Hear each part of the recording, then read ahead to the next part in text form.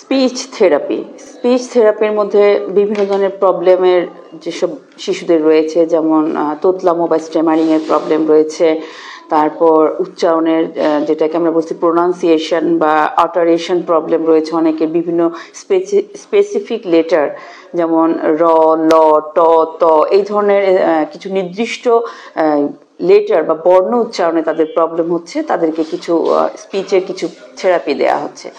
তো আজকে কিছু প্রবলেম এবং তার থেরাপি সম্পর্কে আমি বলতে চাচ্ছি।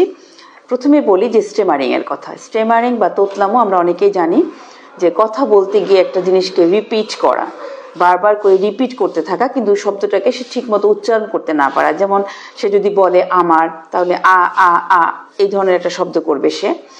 এই বিষয়টাকে বা কথা বলতে বলতে আটকে যাওয়া, অনেক দ্রুত কথা বলতে গিয়ে বলতে না পারা, এই জিনিসটাকে আমরা বলছি স্টেমারিং বা স্টাটারিং। এটার আবার তিনটা রকম আছে, 3 রকম হতে পারে স্টেমারিংটা।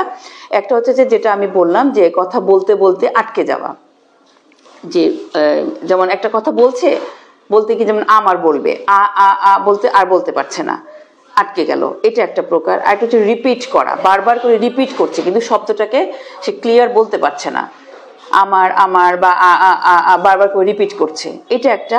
আরেকটা হচ্ছে যে একদম ব্ল্যাঙ্ক, যেমন সে আমার বলে আটকে গেল, হয়তো বলতে চাচ্ছে যে আমার নাম, এই পরের ওয়ার্ডটা কিন্তু সে বলতে পারছে না, আমার বলে করে আটকে গেল, এটাকে আমরা বলছি ব্ল্যাঙ্ক বা একদম চুপ হয়ে যাওয়া।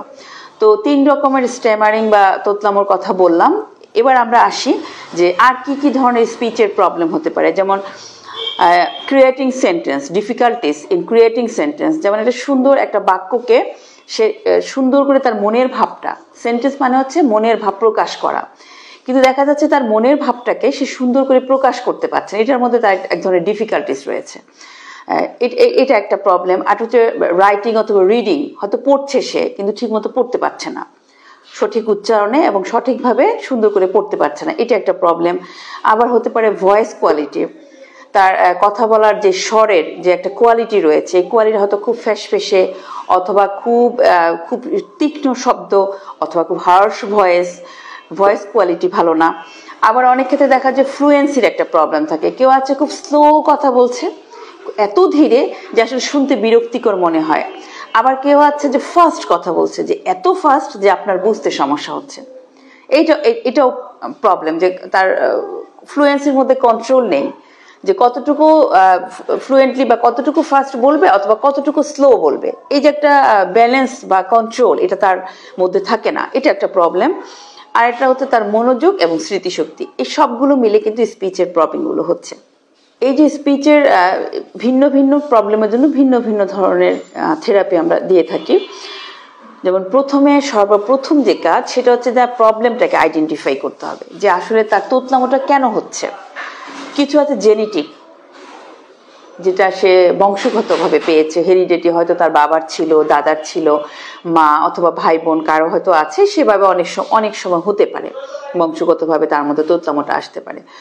আর আরেকটা হচ্ছে যে কোনো পরিবেশ সংক্রান্ত, এনভায়রনমেন্টের কারণে, যেমন হচ্ছে যে সে এমন একটা পরিবেশের মধ্যে বড় হচ্ছে যেখানে তাকে কঠোর শৃঙ্খলার মধ্যে রাখা হচ্ছে, প্রচুর অ্যাটেনশন তার প্রতি, ওভার অ্যাটেনশন যেটাকে বলি, যে সারাক্ষণ তার কারেকশন করা হচ্ছে, এটা করো না, ওটা ধরো না, এটা এভাবে কথা বলো, প্রতিনিয়ত প্রতি মুহূর্তে তাকে কারেক্ট করা হচ্ছে, তখনও কিন্তু শিশু কথা বলতে গিয়ে তোতলাবে। কেন তোতলাবে? কারণ তার ভিতরে ওই জিনিসটা কাজ করবে যে আমার হয়তো ভুল হচ্ছে, হয়তো কথা বলতে কোথাও আমার সমস্যা হচ্ছে, বা সঠিকভাবে বলতে পারছি না, হয়তো মা এখনই আমাকে বলবে হচ্ছে না। যখন এই চিন্তা করে সে কথাটা বলে, তখনই কিন্তু তার কথাগুলো আটকে যাচ্ছে বা তোতলামোতে রূপ নিচ্ছে, এটা একটা প্রবলেম। আরেকটা সমস্যা হতে পারে, যেমন অনেক সময় ডিপ্রাইভড হয় বাবা মায়ের ভালোবাসা থেকে।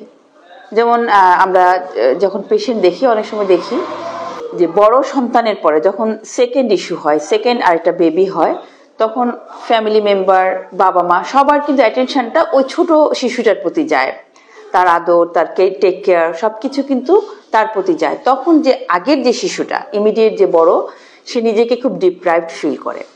আসলে তাকে আদর করছে না বাবা মা, বিষয়টা তা নয়, যখন ফুল অ্যাটেনশনটা, বেশিরভাগ অ্যাটেনশনটা যখন অন্য শিশুটার প্রতি যাচ্ছে, কারণ এতদিন কিন্তু সে নিজে সবকিছু পেয়েছে, আদর, টেক কেয়ার, অ্যাটেনশন, পুরোটাই 100% তার প্রতি ছিল সবার। যখনই পরিবারে একজন নতুন শিশুর আগমন হলো তখন কিন্তু তার অ্যাটেনশন, আদর, টেক কেয়ারটা ভাগ হয়ে গেল।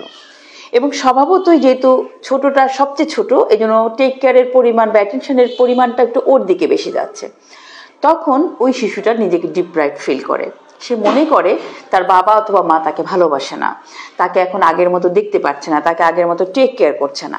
এই জিনিসটা কিন্তু সে প্রকাশ করে না বা তার এক্সপ্রেস করে না তার মায়ের কাছে যে কেন ভালোবাসো না বা কেন আমাকে দেখতে পাচ্ছ না, কিন্তু তার ভেতরে এই ফিলিংসটা কাজ করে এবং সে নিজেকে ডিপ্রাইভড ফিল করে।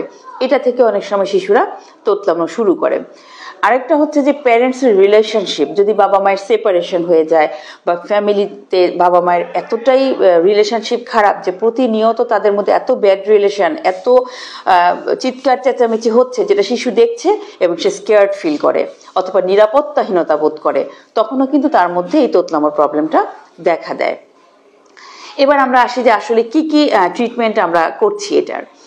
যখন আমরা স্পেসিফিক কজটা বের করতে পারি যে কি কারণে তার প্রবলেমটা হচ্ছে, তখন ওই প্রথম কারণ হচ্ছে আমরা ওই কজটাকে প্রথম স্টেপ বা প্রথম পদক্ষেপ হচ্ছে ওই কারণটাকে আমরা রিমুভ করার বা রুল আউট করার চেষ্টা করব তার ফ্যামিলি মেম্বারদের সাথে কথা বলে, যে কি করে ওই এনভায়রনমেন্টটাকে চেঞ্জ করা যায়।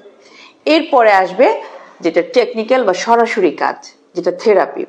সেটা হচ্ছে যে তাকে বিভিন্ন ধরনের ভিজুয়াল প্র্যাকটিস, ভিজুয়াল ছবি দেখিয়ে তাকে তার কথার সাউন্ডটাকে ঠিক করা, তার সাথে ধীরে ধীরে কথা বলার প্র্যাকটিস করানো তাকে। তারপর সে যখন তোতলানো শুরু করে তখন তাকে নিয়ে টিজ না করা, হাসাহাসি না করা, খুব অ্যাটেনশন না দেওয়া। যেমন আমরা যখন শিশু তোতলামো শুরু করে খুব অ্যাটেনশন দিই যে না এইভাবে না, তখন তাকে ইগনোর করতে হবে। খুব অ্যাটেনশন যদি দেই আবারও কিন্তু সে ভাববে যে আমার ভুল হচ্ছে, তখন ওই ভয় থেকে সে আবারও কিন্তু তোতলামোটা করতে থাকবে। এই জন্য ওই মুহূর্তে তাকে ইগনোর করা এক। 2 নম্বর হচ্ছে যে তাকে যখন সে কথাটা বলতে আটকে যাচ্ছে তাকে থামিয়ে দিয়ে আবার বলার জন্য তাকে রিকোয়েস্ট করা। আরেকটা করতে পারি আমরা, যখন বুঝতে পারি সে কি শব্দটা বলার চেষ্টা করছে তখন তাকে থামিয়ে দিয়ে সেই শব্দটা আমরা নিজেরা বলা। এতে তার প্রেশারটা কম হয় এবং সে ওই ওয়ার্ডটাকে স্মুথলি বলতে পারে। আরেকটা বিষয় হচ্ছে যে তাকে ধীরে ধীরে কথা বলার জন্য প্র্যাকটিস করানো, যে তুমি ধীরে ধীরে কথা বলো। একটা সময় তখন তার তোতলামোটা ঠিক হয়ে যাবে, তখন সে আবার আগের মতো ফ্লুয়েন্টলি কথা বলতে পারবে। এই গেল তোতলামোর প্রবলেমটা।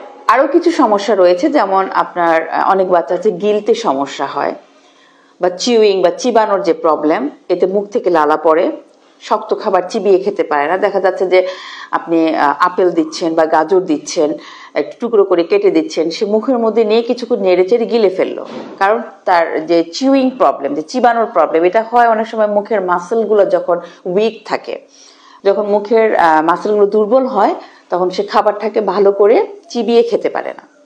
এটা একটা প্রবলেম। অনেকের গেলার সমস্যা আছে, গিলতে পারে না, এটা একটা সমস্যা। আবার ব্লোয়িং যেটাকে বলি আমরা, ফু দেওয়া, যেমন বেলুন ফু দিয়ে ফুলানো বা মোমবাতি ফু দিয়ে নেভানো বা বাঁশি ফু দিয়ে বাজানো, এই যে ব্লোয়িং, এই ক্যাপাসিটি তাদের থাকে না। তারপরে স্ট্র বা পাইপ দিয়ে টেনে জুস খাওয়া, পানি খাওয়া বা লিকুইড জাতীয় কোনো খাবার টেনে নিয়ে খাওয়া, এই জিনিসটাও তারা পায় না। এটাও তাদের একটা প্রবলেম হয়, যেটাকে আমরা সাকিং প্রবলেম বলছি, এটাও তাদের একটা সমস্যা। আবার বাইটিং অনেক সময়, যেমন কামড় এবং চিবানো দুইটাই কিন্তু অনেক সময় বাচ্চাদের প্রবলেম থাকতে পারে। এগুলোরও আমরা বিভিন্ন ধরনের থেরাপি দিচ্ছি। তো এই যে প্রবলেমগুলো বললাম, চিবিয়ে খাবার সমস্যা, গেলার সমস্যা, তারপরে ব্লোয়িং বা ফু দেওয়ার প্রবলেম, এগুলোর আবার কিছু এক্সারসাইজ রয়েছে, যেমন টাং এক্সারসাইজ রয়েছে, কিছু জ বা চোয়ালের কিছু ব্যায়াম রয়েছে যেগুলো আমরা শিশুদেরকে দিয়ে থাকছি। এটা একটা স্পিচ থেরাপির মধ্যে পড়ছে। ব্লোয়িং এক্সারসাইজ আছে, ওপেন মাউথ, বিভিন্ন ধরনের টাঙের বিভিন্ন ধরনের মুভমেন্টের কিছু এক্সারসাইজ আমরা করাচ্ছি, জয়ের কিছু এক্সারসাইজ করাচ্ছি, রাইট লেফট, এই ধরনের কিছু এক্সারসাইজ। উচ্চারণের প্রবলেমের জন্য যে এক্সারসাইজগুলো করাচ্ছি সেটা হচ্ছে যে একটা বর্ণ কোথা থেকে উচ্চারণ হয়, যেমন অনেকে র উচ্চারণ করতে পারে না। এই র উচ্চারণে কিন্তু আমাদের জিহ্বাটা কিন্তু একটু ভাইব্রেট করে, এই যে ভাইব্রেট করতে এই শব্দটা তারা করতে পারে, তখন আমরা তাদেরকে এইটার উপরে বেস করে একটা শব্দ করতে শেখাই। আবার অনেকে আছে ল উচ্চারণ করতে পারে না, কেউ আছে ট আর ট এর মধ্যে পার্থক্য করতে পারে না। এটাও আবার আমরা যেই জায়গা থেকে বর্ণটা উচ্চারণ করছি ওই জায়গার ব্যায়ামগুলো তাদেরকে দিয়ে করাচ্ছি। এতে গিয়ে তার বর্ণটা একটা সময় গিয়ে সে নির্দিষ্ট উচ্চারণটা বা সঠিক উচ্চারণটা করতে পারছে।